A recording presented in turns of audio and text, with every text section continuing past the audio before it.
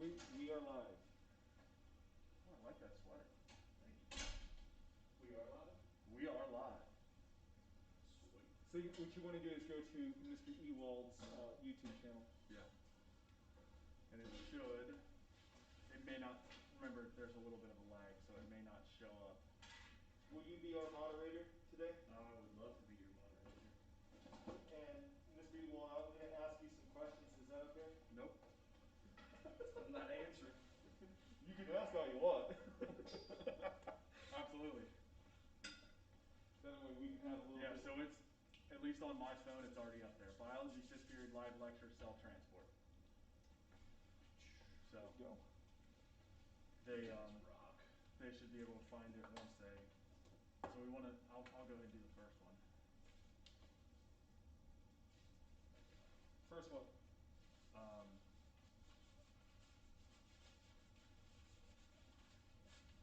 First post?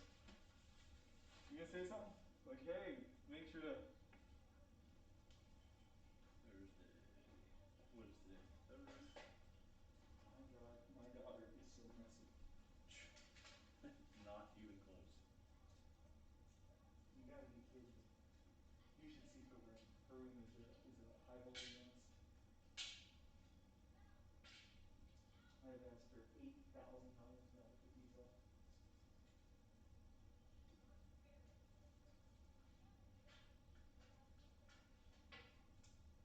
I was sitting with her with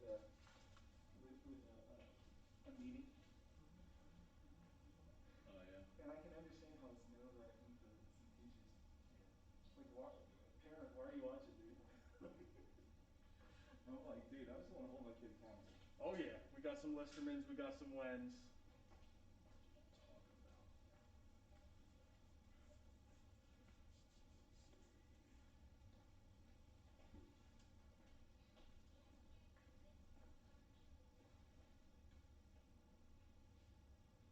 Caleb Lindsay, nice. Yeah. Ray Chun, nice.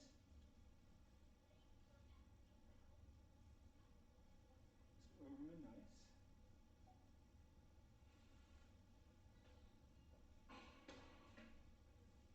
Bradley Kemp. Check it out. Coming in hot and heavy. Love it. Oh, it's an ARC. Love it.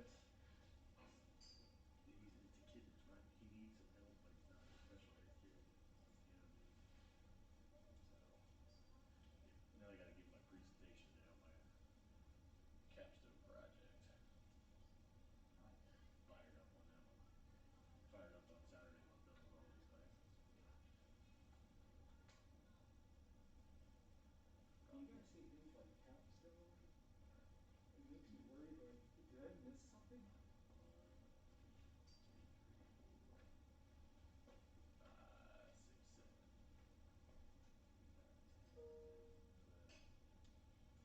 15.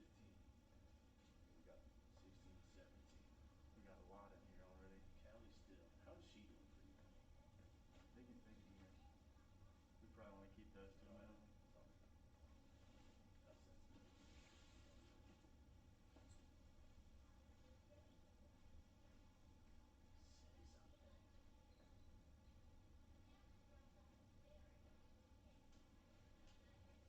All right, Mr. Ewald here. Welcome to everybody that's here so far. We will get started probably in the next couple of minutes. This is just a quick check to make sure that, number one, you can see the board and that you can see me or Mr. Wen or Mr. Listerman, whoever's doing the work. Number two, just to kind of check to make sure that the sound is good. So if you're having any issues with sound or with video or anything like that, just put a little comment down there in the live chat. We'll see if we can mess around with that on the fly to make sure everything's good. So thank you to everybody that came. We'll get started here in just a couple of minutes.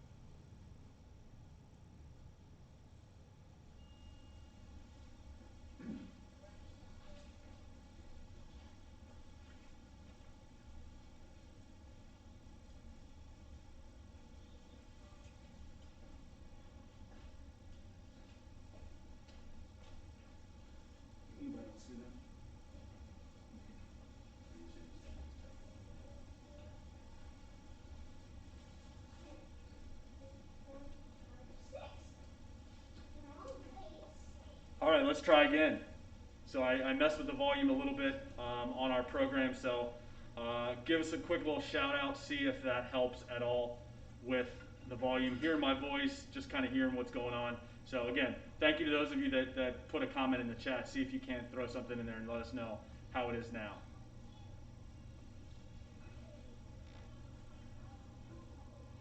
It's much better.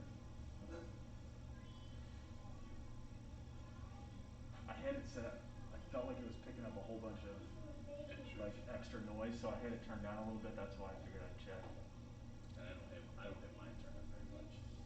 Well, nor. Yeah, yours turns up pretty good. Did what YouTube did you? And you know what? These are actually, these animals are actually kind of intelligent. That's a lot better from L. Yeah, so they know where the keys are to every Sweet. single one. Okay. So I think we're good. We'll start in 3 minutes. Requires high volume settings, but it's on. God love Ian.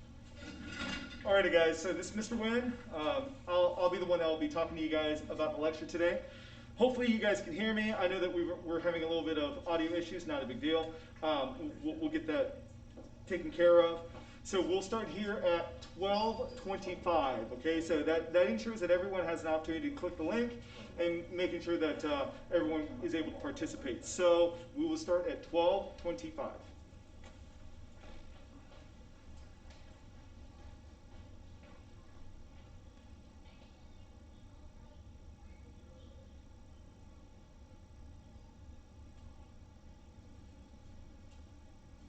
Haircut looks good, man.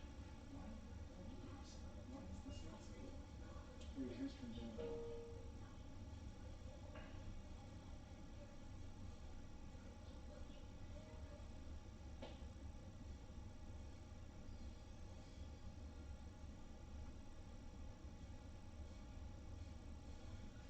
we're gonna go into a brief introduction. Something that it's we just talked about function, data policy, and so forth. So just some Awesome. Hey, some did you either one of you look at those case studies? I have not yet. The second one is very, very simple. It's a perfect one to do, like to follow up. Okay. For this stuff? It's all about osmosis. One kid puts too much fertilizer, kills the family farm. The other one puts a pure water bag for blood transfusion.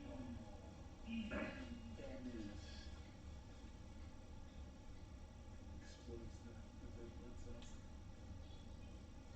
Is this really risky, sir? No.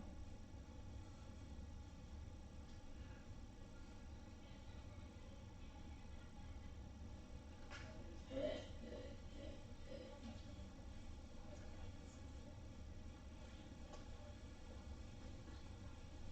You're on, Mr. Wynn. Let's do it, man. Educate some kids. 12:25. Alrighty guys, so we're going to go ahead and get started with the lesson today. And so the lesson is going to be broken down to where we're going to have kind of the introduction to the plasma membrane, the cell membrane, and making sure that everybody is up to speed about all the background that's necessary to understand this lesson. Okay, so in terms of the plasma membrane, we are going to talk about what it's made up of, its function, and then we're going to move on into the new material, which is going to be the cell transport. So we're going to talk about passive transport today, and we're going to talk about diffusion, facilitated diffusion, and osmosis. So here's what I want you guys to do at home. So make sure that you have a separate sheet of paper out. Make sure that you are taking notes, and make sure that you're answering the questions, okay? Because at the very end, that's what you're going to be turning in to your respective teachers. All right, so I'm going to give you guys a couple minutes to get all that situated, and then we will talk about cell membrane. Set of room.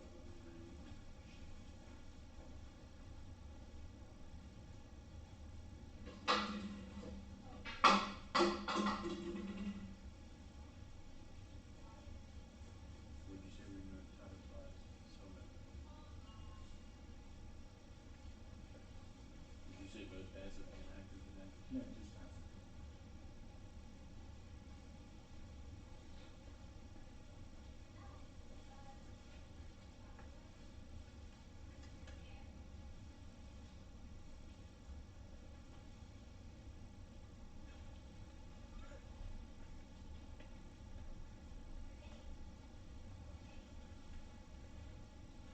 Alrighty, so in terms of the cell membrane, the first thing that we want to understand is the function and why the function is important.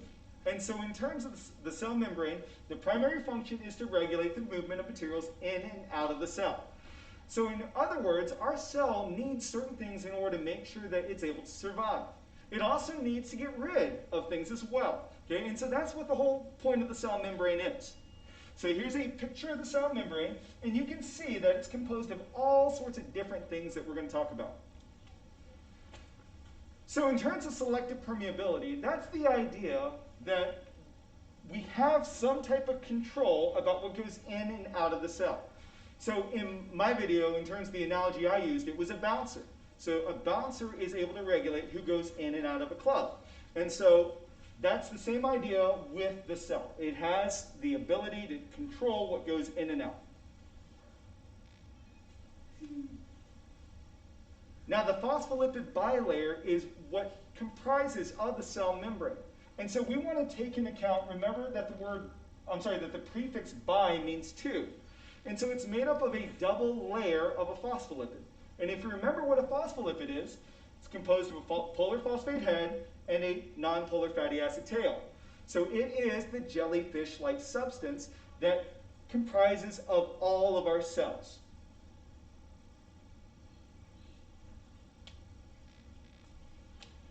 And then the fluid mosaic model is how the cell membrane behaves.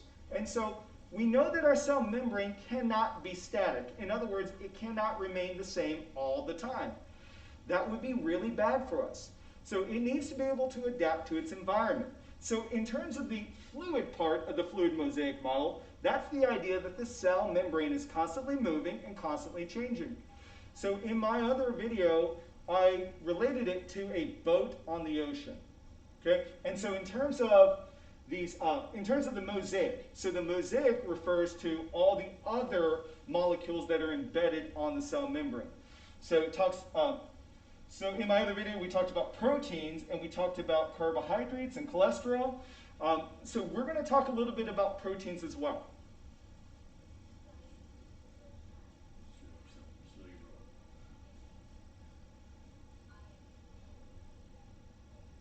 No time to write. Did you need us to go back? I'm kind of typing it as we're in the chat.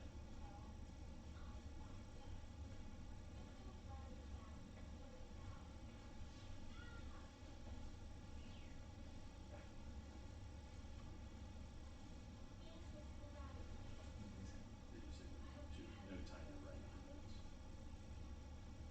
Too fast, Mr. Wynn, too fast.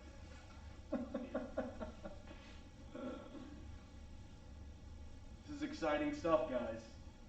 Once you get going, it's hard to slow down, so we'll get it.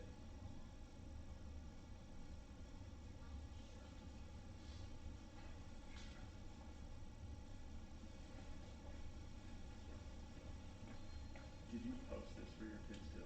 I did. Okay. All right, so Coach Listerman has called the timeout. Timeout on Mr. Wynn. 20 seconds. He's going to get teed. Okay, so we're going to wait a few seconds or a few minutes in order to make sure that everyone gets caught up. I think you're good. I like it.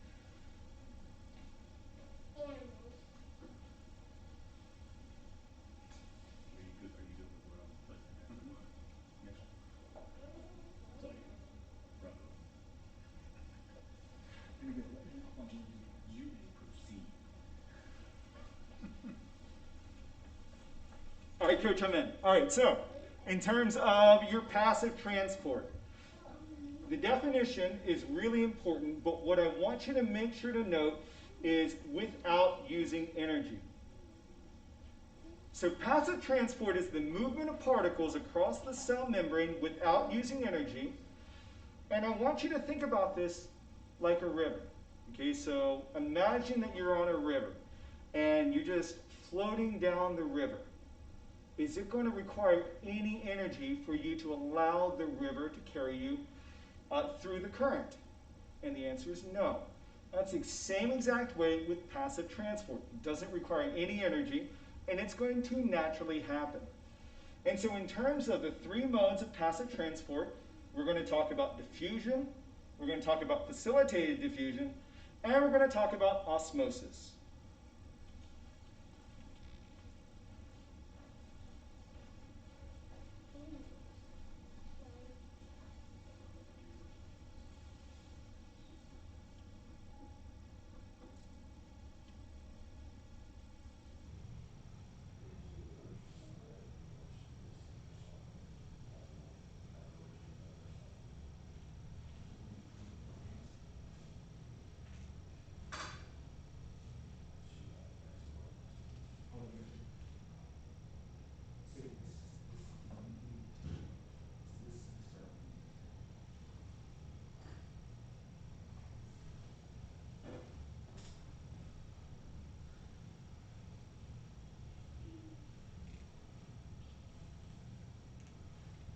Alrighty, so just to kind of to remind you guys, this is the start of the new material. So the other stuff was background information. Now, if that was the first time you heard it, not a big deal. You're more than welcome to go back and watch my videos or watch Mr. Ewald's or Mr. Listman's videos that he might have posted. But in terms of the background information, you're more than welcome to come back to this video and go back and review that.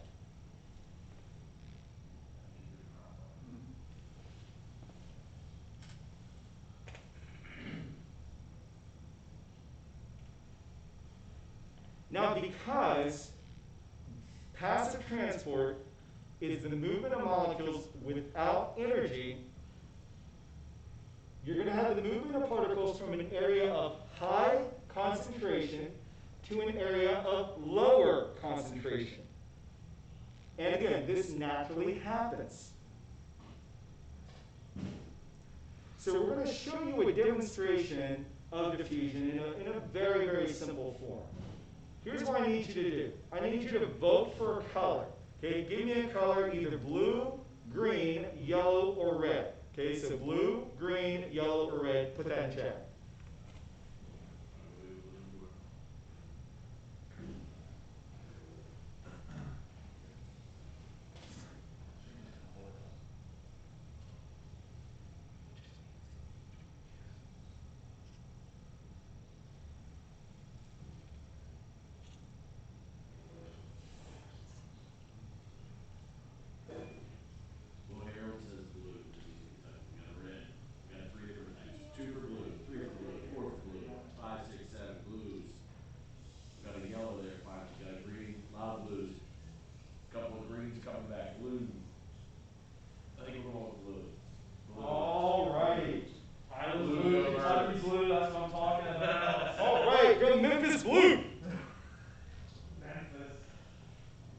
Memphis.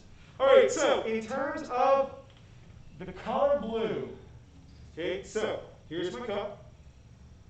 Can they see that? Is that easy to see?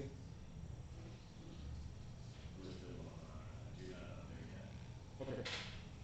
Yeah. It was easy to see.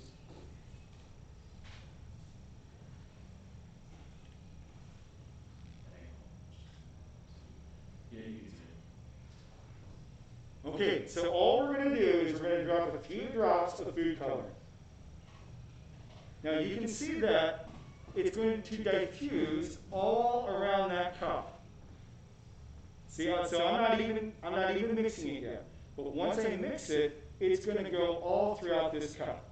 So this is the idea of diffusion, because you have an area of high concentration. That single droplet of that food coloring and it's going to go to areas of lower concentration, so all throughout that cup.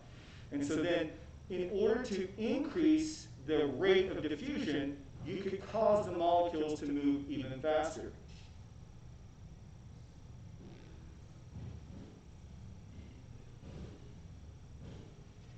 Okay, so now we know that diffusion has occurred, and not only that, but that the molecules themselves are not separated, so that it's not being layered in any way, shape, or form.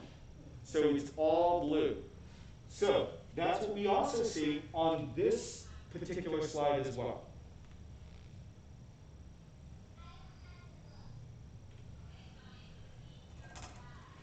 Now you might be thinking, well, that's great. Why does that matter? Well, we have different types of plants that need to be able to diffuse a lot of the different materials that they need into different parts of the organism. So whether it's the stem or the leaves or whatever the case may be. So we have a celery stick here, and what I'm going to do is I'm going to insert this celery stick into that food coloring so that you guys can see that the food coloring actually moves up. Okay, and that's due to the diffusion that occurs.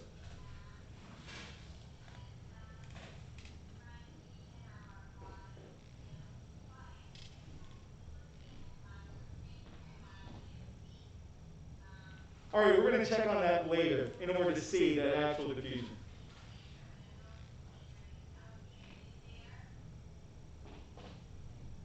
Now, our cells want to make sure that the substances from the outside and inside equalize. Okay? In other words, if we wanted to equalize our pressure, we wanted to make sure that the pressure on the outside of the environment and the inside of our environment were exactly the same. So it's the same idea with different substances. Okay? So in this case, whenever we're talking about dynamic equilibrium, that's the idea that the amount of molecules on the outside of the cell are the same on the inside of the cell. So molecules continue to move, but the overall concentration remains the same.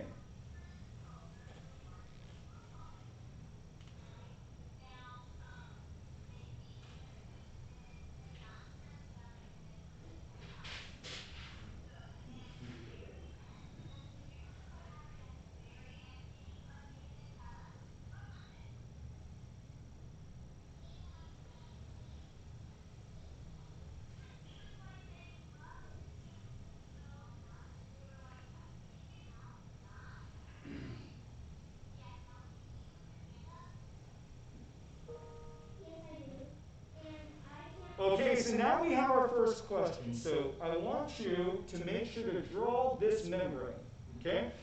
And what you're going to do is you're going to draw arrows to show movement. So what would happen over time for this cell to reach equilibrium?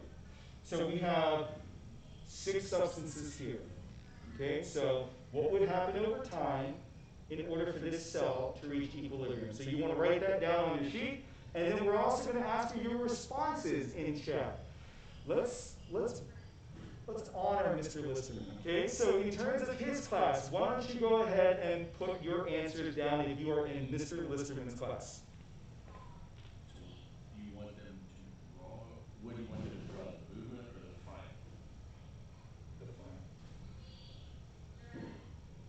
And then tell me how you're going to move in chat. So tell me how you're going to move in chat.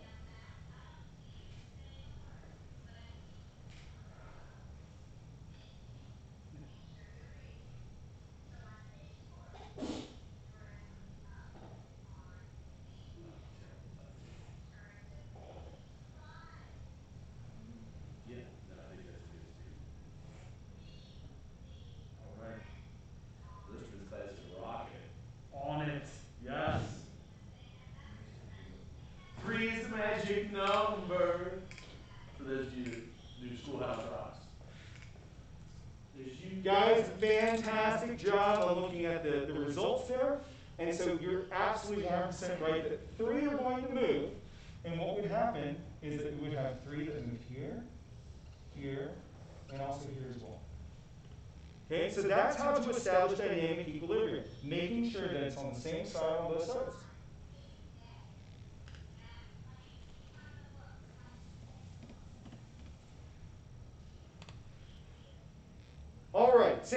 question. So this is question number 2. You're going to draw the membrane. You're going to draw arrows to show movement, and then what would happen over time for this cell to reach equilibrium. If you are in Mr. Ewald's class this time, There's no evil. No, you won't. Just you and me, Mr. oh, Bennett. I'm sorry, Mr. Wynn's class. So if you're in my class, then go ahead and type in your answer. My kids don't show up till 7 period.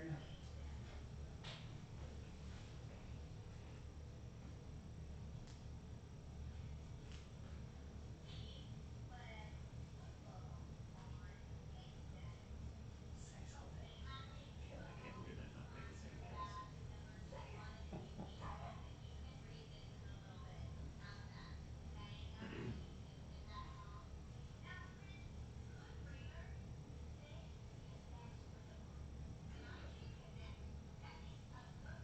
Got a lot of twos coming up.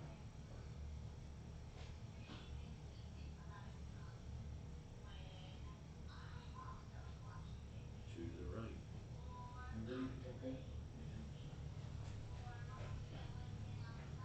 Alrighty, guys, so I'm seeing 2. Okay, so I'm going to move one over here, and I'm going to move another one over here. Hold on. Wait, what's wrong? The opening in the cell membrane, it's too small, Mr. Wen. That big particle, that big molecule on the left-hand side is not going to be able to fit through the opening in the cell membrane.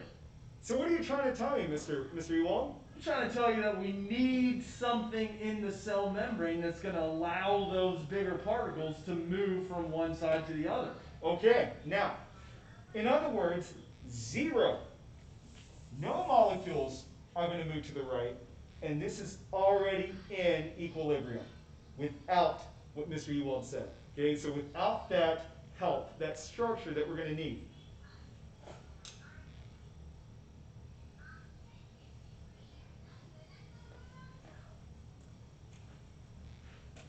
Alrighty, so this picture encapsulates exactly what we were talking about. So, the cell membrane located here and here, you can see that the gaps are small enough to allow the smaller molecules to be able to pass through, so they can squeeze their way inside. However, the larger molecules are not able to go across the cell membrane because number 1, they're way too large, and number 2, there's a possibility that they could be polar. So you have to remember that the inside of the cell membrane is nonpolar. Okay, so remember that there are going to be 2 factors involved in being able to diffuse across. You cannot be polar, and you have to be the right size.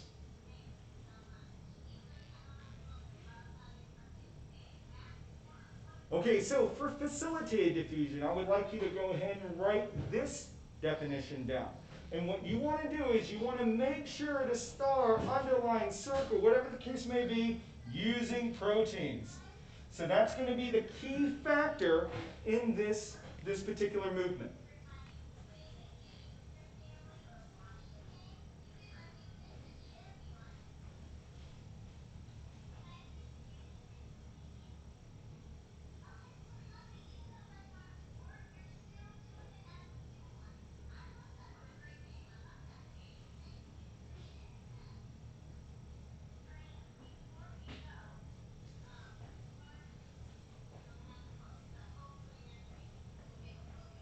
Alrighty, so on this picture here, you can see the cell membrane, you can see these different structures here.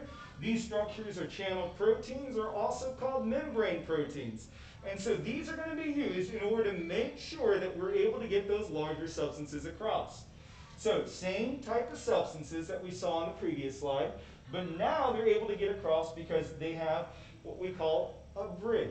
So now they have a bridge from the inside to the outside, or the outside to the inside.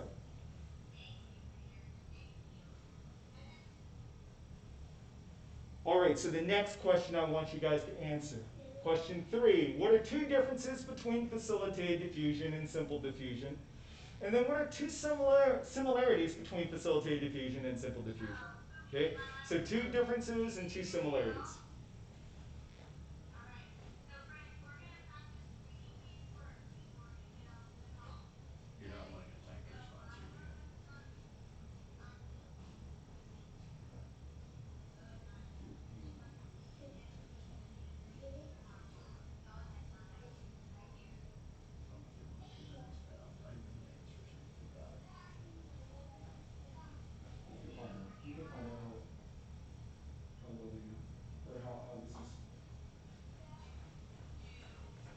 Alrighty guys, so this may be a little bit difficult because this is the first time that you've seen this.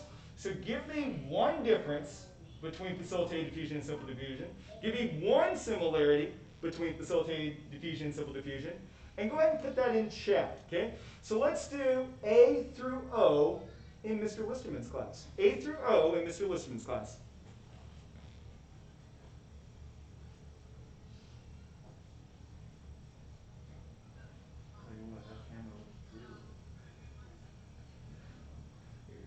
It's expensive.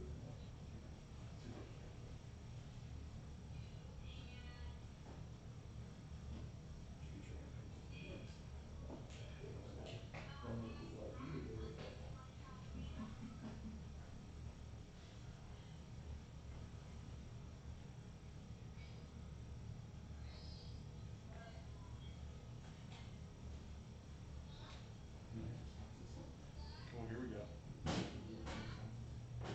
Yeah, we're starting to. I'm gonna go ahead and start now. Why facilitated uses proteins, those don't require energy. Facilitated uses protein use energy, but use protein. We're good. Alrighty guys, so we're getting some responses in, so love the responses, thank you guys very much. So two differences between facilitated diffusion and simple diffusion in terms of the size of the molecule, okay? So simple diffusion, you can have smaller molecules, whereas facilitated diffusion is going to be with larger molecules. And in terms of the protein that's being used. So facilitated diffusion uses those membrane proteins, whereas simple diffusion does not. In terms of similarities, so those similarities, facilitated diffusion and simple diffusion, neither one of them uses energy, so they're both passive transport, and they both go from an area of high concentration to an area of low concentration.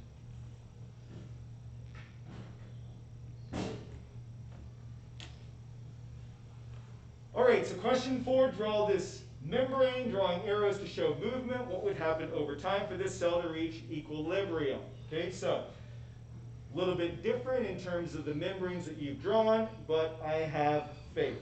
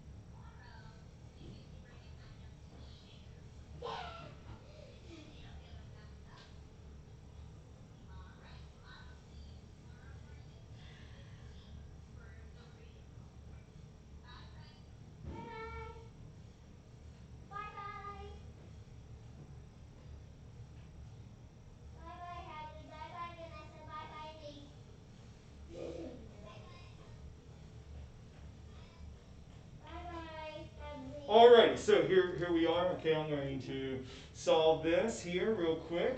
Looks like there's 4 again. I'm going to move 2 over. Okay, so I'm going to move 2 over this way and 2 over this way. Boom! We got it. Can't do that, Mr. Wen.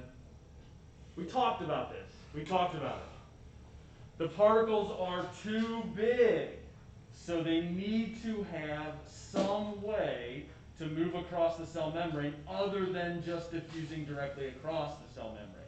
So we need to use one of those proteins. We need to use one of those bridges to get these larger molecules. Come on. Okay. So let's go ahead and erase that, all right? So I think what you're trying to tell me is that we need to go through this area twice. Is that right? Alrighty, very good. Okay, so if you did that, awesome, good job. That would be dynamic equilibrium, number 1. Number 2, that would also be facilitated diffusion because, again, you're using that membrane protein. Love it. Good job, Mr. Wen.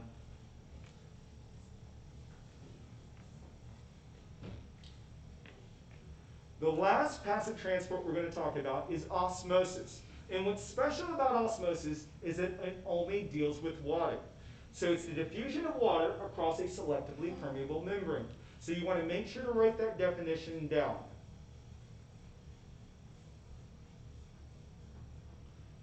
Also, while you're writing writing the definition down, you want to write about the three types of solutions. So we have an isotonic solution, a hypotonic solution, and a hypertonic solution. Now, those seem like really, really complicated words, okay, but they're not. We're going to break them down, and we're going to look at the prefix associated with each of those words.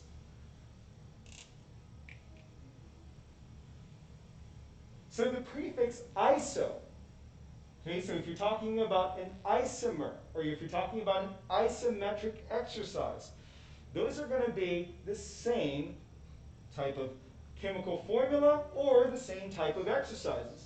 So the word iso means same. Now I'm sure you guys have heard the term hypothermia. Hypothermia is a condition in which your body reaches critically dangerous levels of really, really low body temperature. So this occurs whenever you're outside and your body's not covered in some way, shape, or form. So, hypo means below. So if you can remember hypothermia, that should be easy for you to remember. And then hypertonic. That hyper means above. Someone that is hyperactive is a person that has way too much energy. Way too much. They're way above their activity levels. And so we want to make sure, again, that you know the prefixes so it's easier whenever you see these actual words.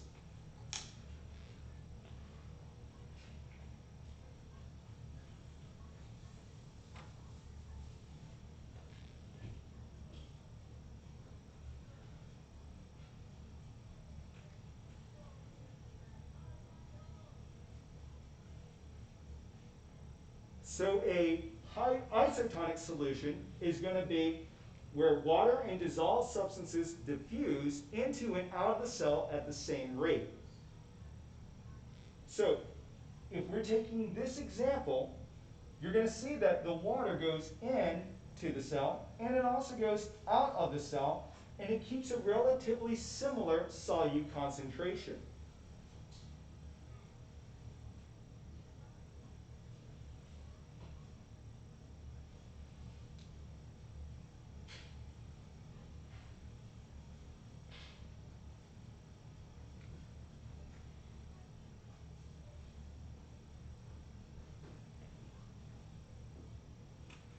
In terms of a hypotonic solution, again, that hypo meaning below.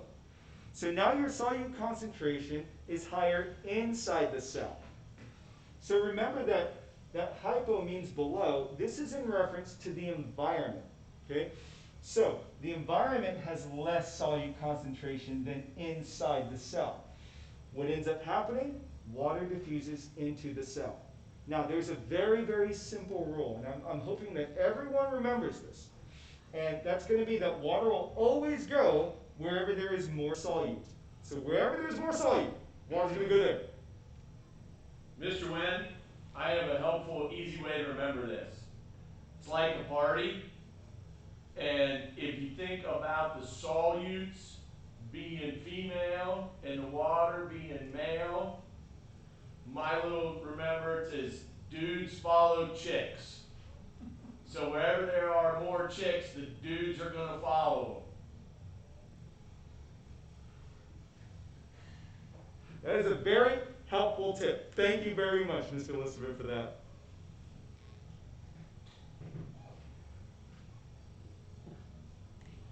All right, and the last solution is going to be your hypertonic solution. So again, if this is in reference to the outside environment, that means that there is going to be more solute concentration on the outside of the cell.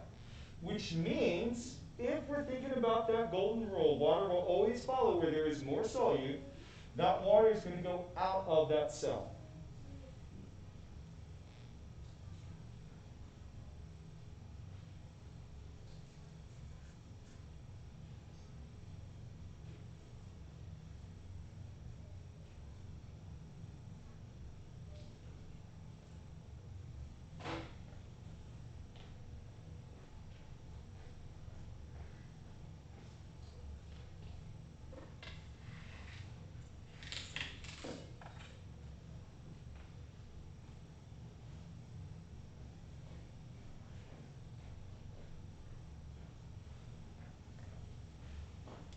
All right, so here is your classic example of a hypertonic solution, or a classic example. So whenever your celery loses water, it becomes more pliable. Okay, so this celery has been sitting out for about 24 hours, and so I can bend this, and it won't break at that particular spot. Okay, so again, in terms of hypertonic solutions, this is actually really important in both plants and animal cells.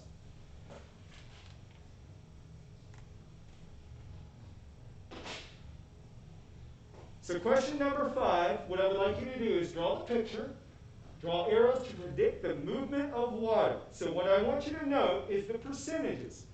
So solute percent outside of that red blood cell is going to be 75% with 25% water. Inside the red blood cell, the solute is going to be 45% and 55%. So predict what would happen if water were to move from either the inside or outside of the environment.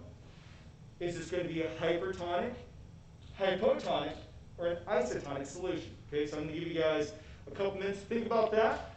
And then if you are in my class from A through O, I would like you to go ahead and put in an answer.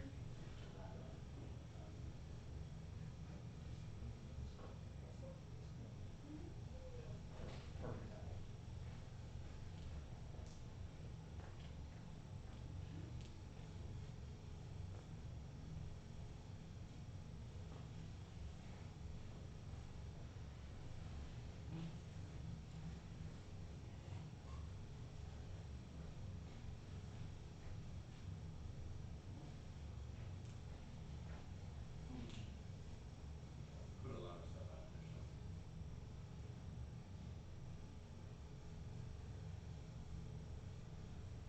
And I didn't hear what group you wanted to hear about.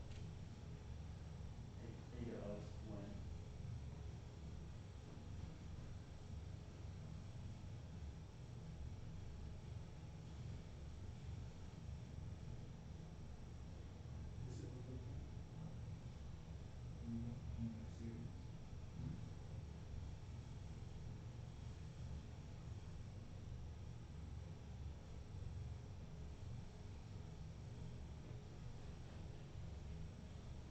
think that's helpful or distracting, that stuff. Well, I think it's good because it focuses them in on the important information. The beauty is that I think they can go back and watch it again, and that stuff will pop up. So like if they need additional help, they can use that to review. As you were going about the rule, so.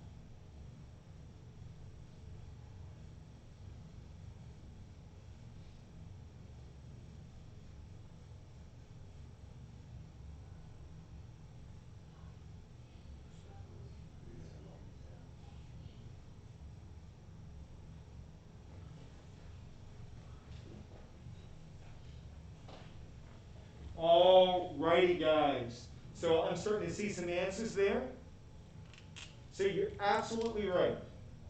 Wherever there's more solute, so 75% versus 45%, water will always follow where there's more solute. So that water is going to diffuse out of the cell. That's going to cause the cell to shrink.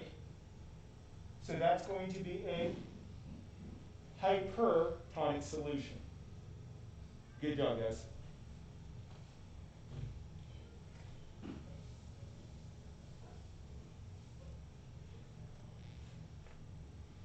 Alrighty, try this example out. Okay, so same idea. Let's have Mr. Listerman's class. Anybody in the class, go ahead and post your answers. Okay, so again, is it going to go into or out of the cell? Is it going to be hypertonic, hypotonic, or isotonic?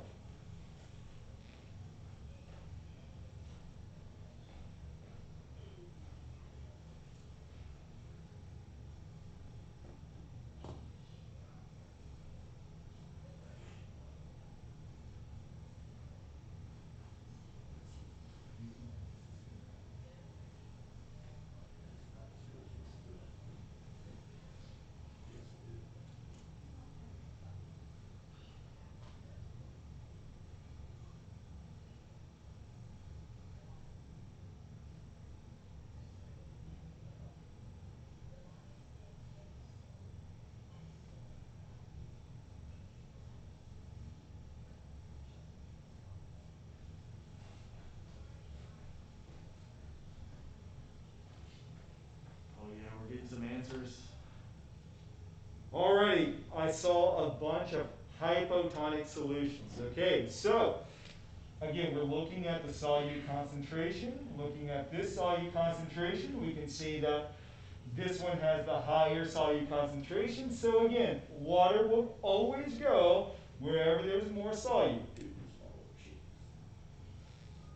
So in this case, water will go inside the cell, and that will be a hypotonic solution.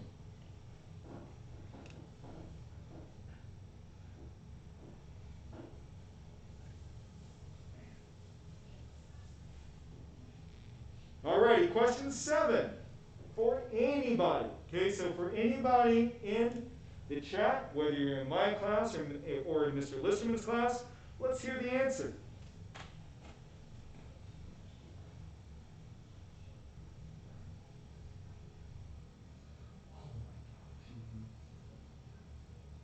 That is sick. It's my favorite part.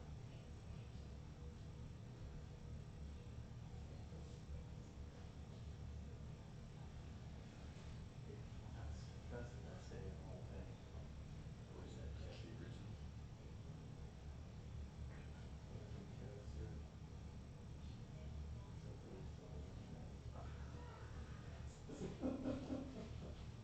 How crazy it's actually less fragile than you think. Yeah. Actually, the bigger one's a good one. Yeah. First, yeah. There's a lot of pressure on those and they'll just pop. It's on the YouTube video, there's a really good one because it's time sped up, so you can So you actually can actually see see it. it grow. Have you seen it? Alrighty, guys. What do you have, Mr. Listman? We are all over isotonic. Okay, so we have isotonic. Do we have the arrows correct? I don't know, nobody said which way water's moving. Okay, so guys, don't forget to put the arrows down. So what do you guys think about the arrows?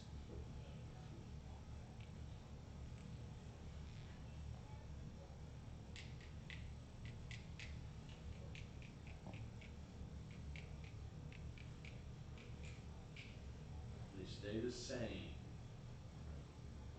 True statement, there's that moving.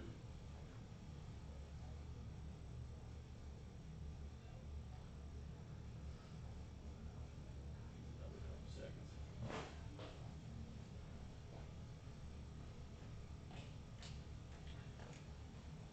Alrighty, guys, so you're absolutely right that there is no net movement of water.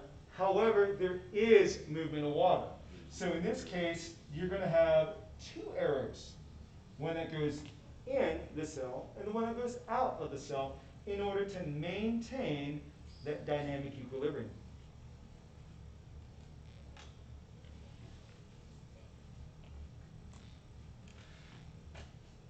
Alrighty, guys, our last part of our lecture is going to be our live egg demonstration.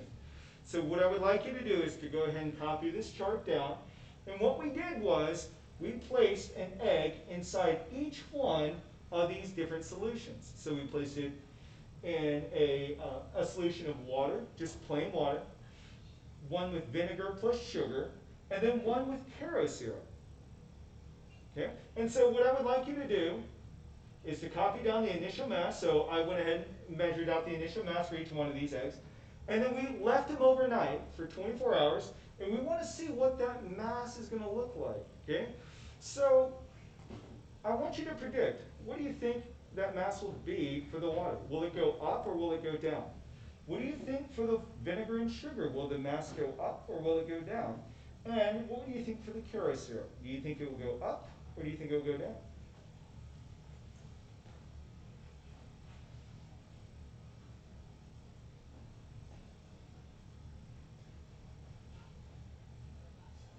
How do you want to be able to show that? Maybe just kind of take that. It's up to you. We got time. You can grab the opening if you want.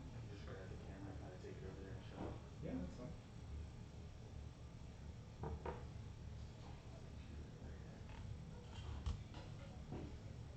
Oh, that's right. It's not connected to yours.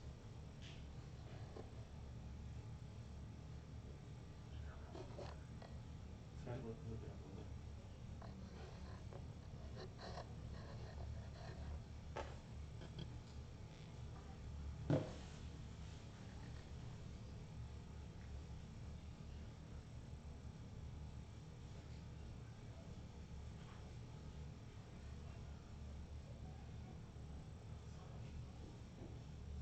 Vinegar, water, vinegar and sugar. I'm gonna go ahead and roll into it. Yeah, let's go ahead. All right. Okay, guys, so I'm going to take you on a little voyage here from the screen. Hey there. Over to Mr. Wen, who has brought himself over to a digital scale with some different solutions. Okay, so what I want to show you here, we have our digital scale, so he's going to use that to measure the mass. And then we have some different cups as well as an egg right here sitting on this paper towel. So the egg that Mr. Wen has in his hand is the egg that was placed in plain water. It was, but as you may have noticed as he pulled it out of that cup, is that the egg has swelled up quite a bit with water, so it actually becomes quite fragile, and unfortunately it popped as Mr. Wen was taking it out of the water. So that just happens sometimes. So we're going to go ahead and roll right into the egg that was in the vinegar plus sugar solution. And I want you guys to take a look at that because that's really, really cool. You can actually remove the eggshell just using vinegar, and it's very, very soft, and as you guys can probably see, very easy to pop. So you just got to be very, very careful with that. And I'm going to dry off as best as I can. I am going to be more careful this time.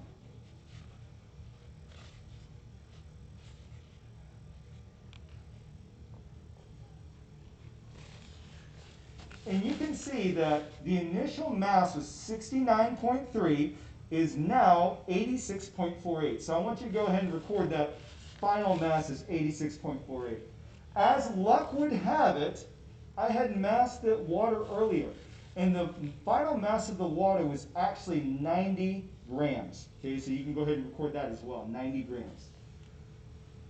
So again, as you can see up here on the board, we have our original initial mass. So our initial mass for the egg before it was placed in the water was 66.5. The final mass for the egg that was in the water was 90 grams.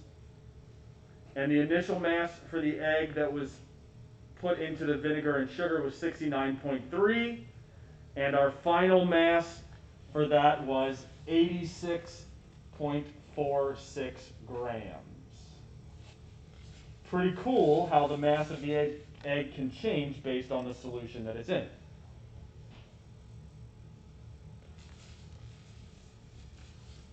All right, now the last one is really cool. It was in the Karo syrup. Now I'm going to hold it like a baby.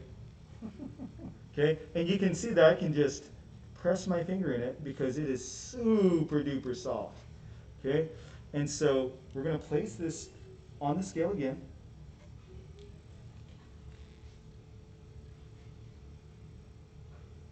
And our final mass for the egg that was in the Karo syrup is 45.24 grams. 45.24 grams. So our starting mass, sorry for jumping around a little bit, our starting mass was 62.3 grams. And our final mass is 45.24 grams. Pretty cool. This is my favorite part of this experiment. The egg that's put in the Karaseer. Alright, I'm going to put you guys back up here facing the board so that we can go ahead and finish up.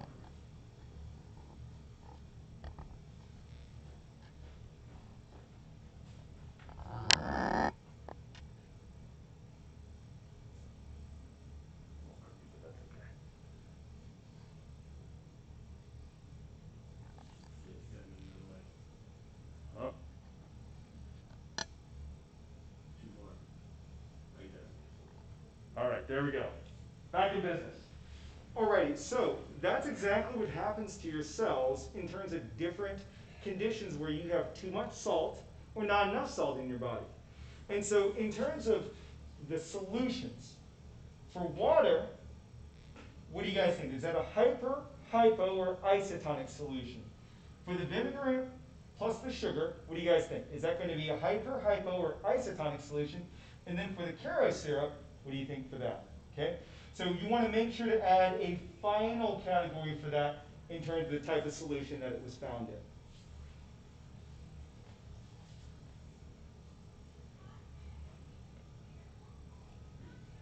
Alrighty guys, so the last thing that we're going to discuss was that celery stick.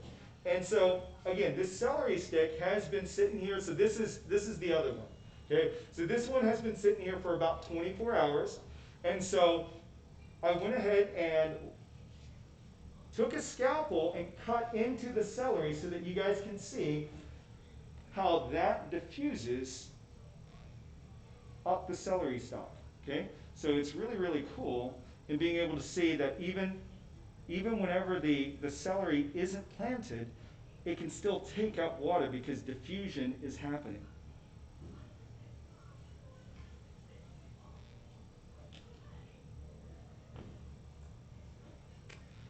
Alrighty guys, so you're going to make sure to turn in your questions by the end of your class period. Okay, so mine is already up, so you're more than welcome to take a picture of it, submit it to Schoology. Remember that it is in the folder for the NTI week 11:30 to 12:4. Check in for Schoology instructions on how to submit it. Check Schoology to see whether or not your teacher has assigned any more work. Okay, so I have something that is very similar to what we did for the very, very last one. So you want to make sure to check Schoology for that. And our next time out event will be in small groups. I take that back. The next one will be a live lecture again. Okay, so we're going to have a live lecture on Monday. Yep. Monday, Tuesday. You good? Great job, Mr. Matt. Alrighty guys, thank you so much for joining us. It's been awesome in terms of doing the live lecture and making sure that you guys are engaged in some way, shape, or form. It keeps us on our toes. I had a lot of fun popping the egg. Like that's super disappointing. But in other words, it was good seeing you guys and good talking to you guys. I will see you guys next time.